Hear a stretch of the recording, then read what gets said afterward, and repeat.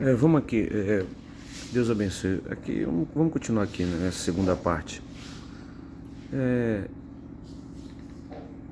Como que era a vida de Naamã? A Bíblia diz que ele era muito conceituado, respeitado por todas as pessoas naqueles dias que ele vivia.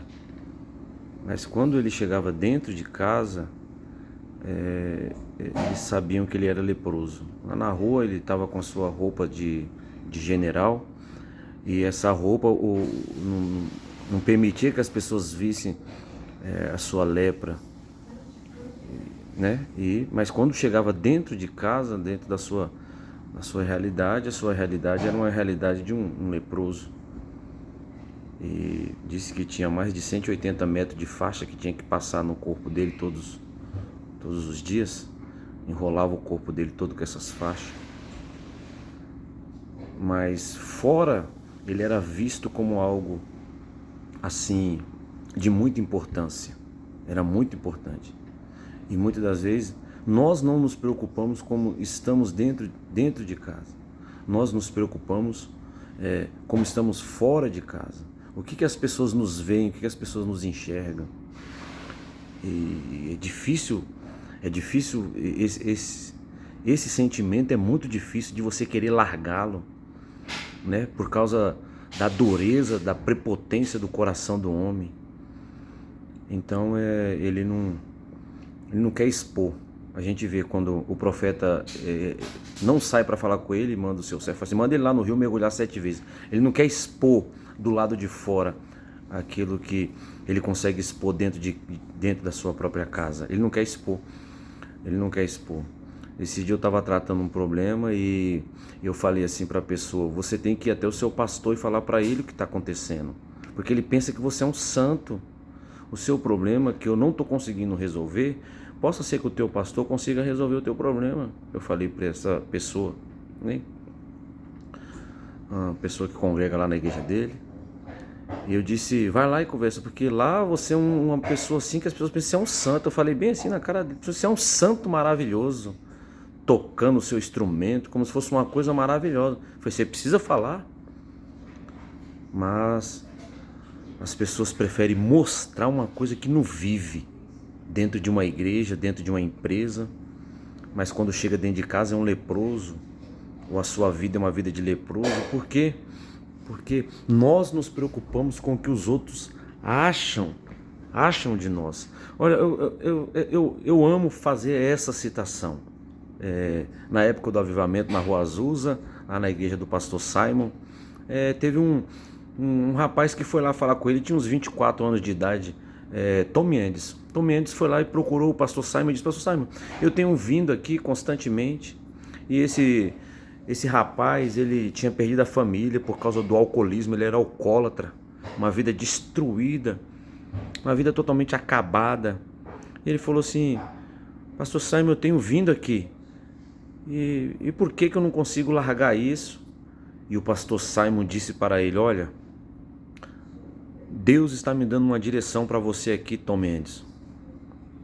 Ele está me dizendo que quando você sair hoje aqui da igreja, e quando você chegar nesses bares que você costuma beber, quando você chegar na frente do bar, é para você passar na frente deles de joelho. E ele se espantou muito, ele disse: como? Eu vou fazer uma loucura dessa? Imagina que vergonha que eu vou ter. Olha a mentalidade, tá vendo?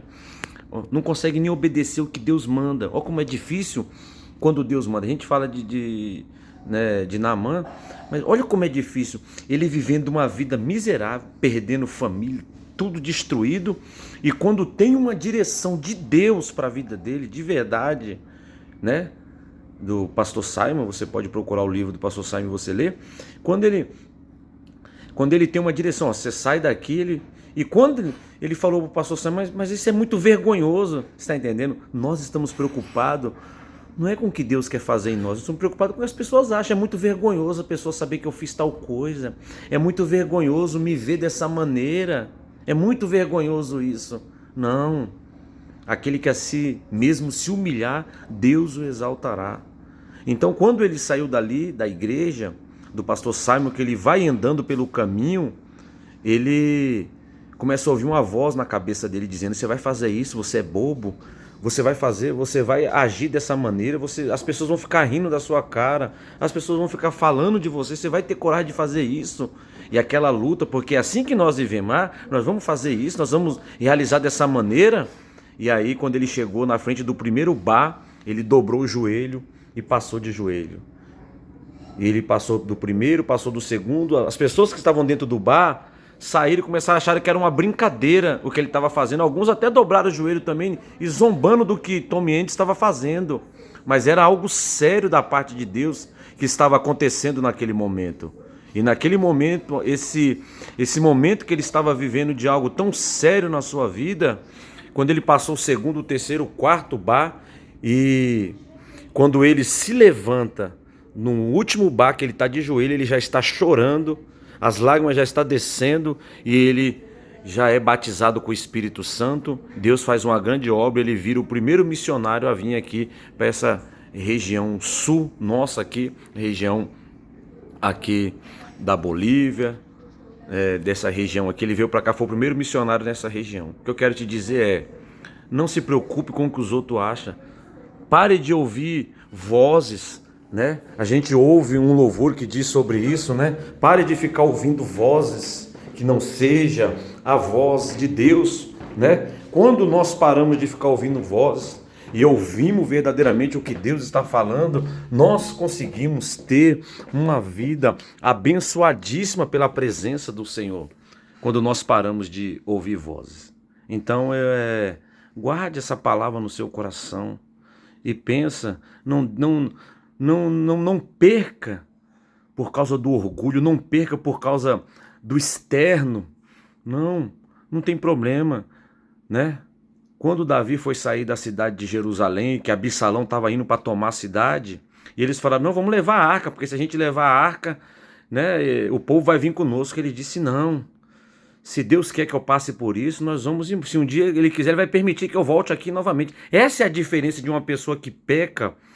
Por isso, quando você fala: Davi pecou, ele pecou, mas ele foi lá para fora.